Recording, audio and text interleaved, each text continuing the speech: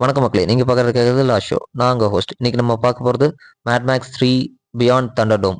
த Mad Max first ட்ரையாலஜியோட the last மூவின்னு சொல்லலாம். அதோட மெல் கிப்சன் வந்து மேட் மேக்ஸா நடிச்ச கடைசி படம்னு சொல்லலாம். ஸோ இந்த பார்ட் என்னன்னு பார்த்தீங்கன்னா, ஃபர்ஸ்ட் ரெண்டோட அதே கண்டினியூட்டி தான். பட் ஒரு டிஃப்ரெண்ட் டோன்ல டிஃப்ரெண்ட் ஜானர்ல கொண்டு போகணும் அப்படின்னு நினைச்ச ஒரு படம். ஸோ இந்த பார்ட்டை வந்து நம்ம ஒரு ரெண்டு விதமா சொல்லலாம். பிளஸ் அண்ட் மைனஸ் அப்படி சொல்லலாம். ஸோ ஃபர்ஸ்ட் பிளஸ்ல என்னென்ன இருக்கு அப்படின்னு பார்த்துட்டீங்கன்னா, படத்தை வந்து ஒரு டிஃப்ரெண்ட் டோனா கொண்டு போனதான். ஃபர்ஸ்ட் பார்ட் பாத்தீங்கன்னா என்ன சொல்றது, ஒரு ரிவெஞ்ச் ஸ்டோரியா கொண்டு போவாங்க.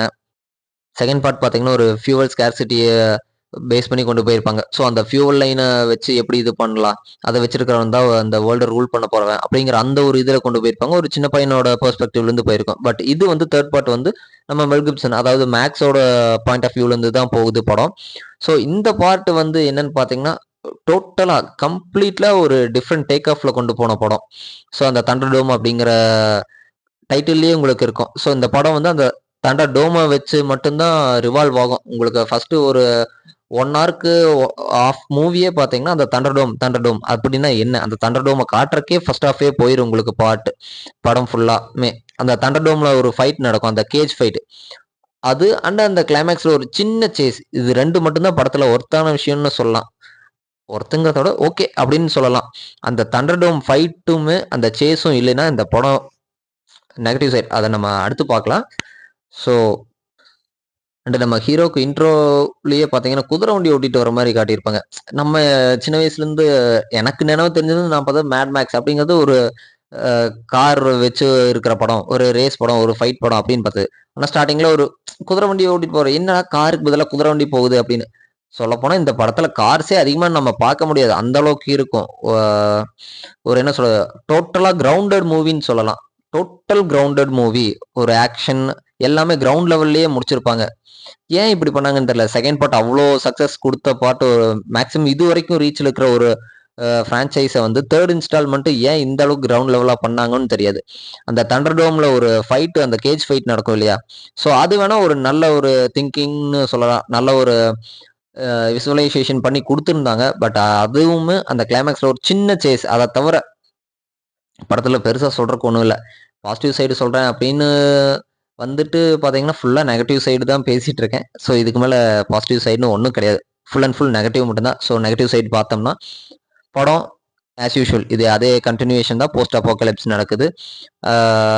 ஒரு ட்ரைபல் குரூப் இருக்கிறாங்க. இன்னும் ஒரு அந்த மலையடி வாரத்தில் தண்ணி அந்த ரேஞ்சில் இருக்கிறவங்க இருக்கிறாங்க. ஸோ அந்த டவுன் சைடு இருக்கிற பீப்புள்ஸ் இருக்காங்க. இந்த 2 டைப் ஆஃப் பீப்புள்ஸ் இருக்காங்க. 2 பேர்த்துக்கும் சம்மந்தம் கிடையாது, எங்கே இருக்காங்கன்னு தெரியாது, நடுவில் டெசர்ட் இருக்குது. ஸோ அந்த டவுன் பீப்புள் வந்து எப்படி இருக்காங்கன்னா, ஸோ அந்த டெக்னாலஜிக்கல் அட்வான்ஸ்மெண்ட் அந்த இது எல்லாமே தெரிஞ்சிருக்கு. பட் அவங்களுக்கு வந்து அது கிடைக்கல. அதை எப்படி அவங்க சர்வை பண்ணுறாங்கன்னு பார்த்தீங்கன்னா, பன்னியோட கழிவுகளை வச்சு தான் அவங்க வந்து டவுனை வந்து ரன் பண்ணுறாங்க. அண்ட் ஃபுட் எல்லாமே பன்னியோட தோலை வச்சு அந்த மாதிரி தான் போயிட்டு இருக்கிறாங்க. நேச்சர் படி இல்லாமல் போயிட்டு இருக்காங்க. அண்ட் அதர் சைடு இருக்கிற இந்த பீப்புள் பார்த்தீங்கன்னா, டெக்னாலஜினாலே என்னன்னு தெரியாது. ஃபுல்லாக காட்டுவாசியாக வளர்றாங்க. ஒரு கிராஷான பிளெயினை வச்சுட்டு ஸோ இதெல்லாம் நடக்கும், உலகம் நடந்தது, நம்மளை காப்பாத்துறதுக்கு ஒரு தீர்க்கதரிசி வருவாரு அப்படிங்கிற அந்த ஒரு தாட் ப்ராசஸ்ல இருக்காங்க. ஸோ இந்த 2 டைப் ஆஃப் பீப்புள் இருக்கிறாங்க. ஸோ இவங்க 2 பேர்த்த எப்படி கனெக்ட் பண்றாரு அப்படிங்கிறத நம்ம மேக்ஸோட ஸ்டோரி லைனா இருக்கு. ஃபர்ஸ்ட் அந்த டவுன்ல இருந்து எப்படி தப்பிச்சு வெளியே வர்றாரு, தப்பிச்சு வந்ததுக்கு அப்புறம் இந்த பீப்புள் வந்து எப்படி அங்க டவுனுக்கு கூட்டிட்டு போறாரு அப்படிங்கிறது தான் இந்த ஸ்டோரி லைன். அந்த ட்ரைபல் பீப்புள் வந்து இந்த உலகம் இன்னும் முழுசா இருக்கு அப்படின்னு நம்பிட்டு இருக்காங்க. ஸோ அந்த உலகம் அழிஞ்சிருச்சு அப்படிங்கறத அவங்களுக்கு வந்து புரிய வைக்கிறாங்க. ஸோ இப்போ நம்ம பார்க்குற இந்த லேட்டஸ்ட் வர அப்டேட்டட் மேட் மேக்ஸ் சீரீஸில் பார்க்குற இந்த பிளாக் தம்மாக இருக்கட்டும், மெக்கானிக்கல்ஸாக இருக்கட்டும், இந்த மாதிரி விஷயங்கள் எல்லாமே இந்த தேர்ட் பார்ட் இருந்து வந்ததுன்னு சொல்லலாம். அந்த வார் பாய்ஸ் கான்செப்டே லைட்டாக இந்த தேர்ட் பார்ட்லேருந்து எடுத்தது தான். ஸோ இதுலேருந்து பட்டி டிங்கரிங் பண்ணதான். செகண்ட் பார்ட்டை பேஸாக வச்சு தேர்ட் பார்ட்லேருந்து ஒரு சின்ன சின்ன விஷயங்களை எடுத்து உருவாக்குனதான் இப்போ வந்துருக்கிற நம்ம பார்த்த லேட்டஸ்ட்டாக வந்து இந்த ட்ரியாலஜியோட மேட் மேக்ஸோட பேஸ் லைனில் யூஸ் பண்ணப்பட்ட கேரக்டர்ஸ் எல்லாமே. ஆனா, இப்படிப்பட்ட இந்த போஸ்ட் அப்போகலிப்ஸ் வேர்ல்டுல இந்த ரயில்வே ட்ராக் மட்டும் எப்படி தப்பிச்சதுன்னு எனக்கு சுத்தமா தெரியல.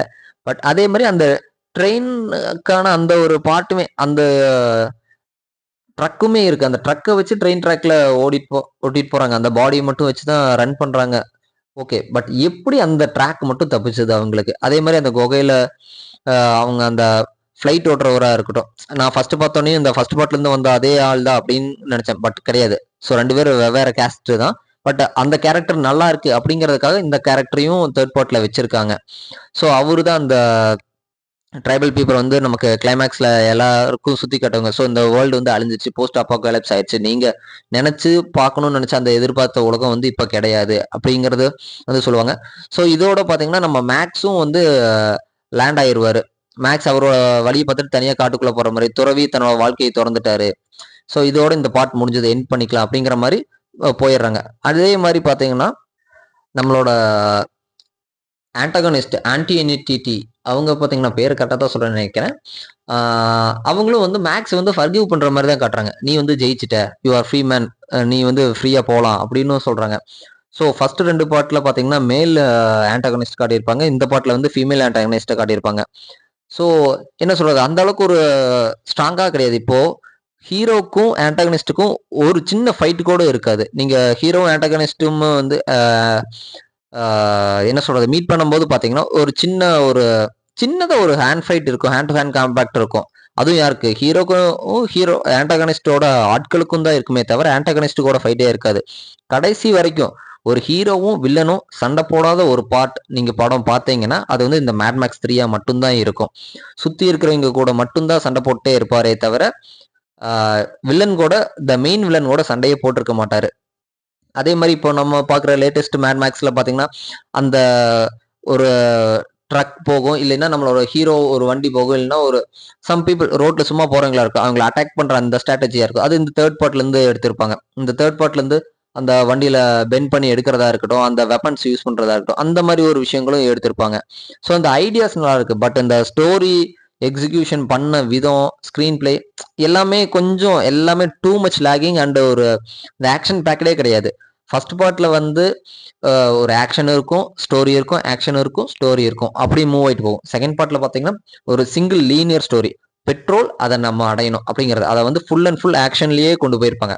ஸோ அதனாலதான் அந்த படம் அவ்வளவு நின்று பேச்சு இன்னுமே நிக்குதுன்னு நான் சொல்லுவேன். ஆனா தேர்ட் பார்ட்ல பாத்தீங்கன்னா ஒண்ணுமே கிடையாது. ஒரு கதை, சண்டை போடுறாங்க, மக்களுக்கு உலகத்தை காப்பாத்துறாங்க, நான் இதுக்கு மேல ஹீரோ இல்லப்பா, நான் என் வாழ்க்கையை பார்த்து தனியா போறேன், நான் மறுபடியும் தனியா தான் இருக்க போறேன் அப்படின்னு சொல்லிட்டு போறாரு. ஸோ என்னோட பர்சனலா பாத்தீங்கன்னா Mad Max 3 the thunder beyond thunderdome வந்து இட்ஸ் சுத்தமா ஒத்துக்கவே முடியாது, ஒரு மேட் மேக்ஸ் ஸ்டோரின்னு கிடையாது. ஸோ நான் இதோட இந்த வீடியோவை முடிச்சுக்கலாம்னு நினைக்கிறேன்.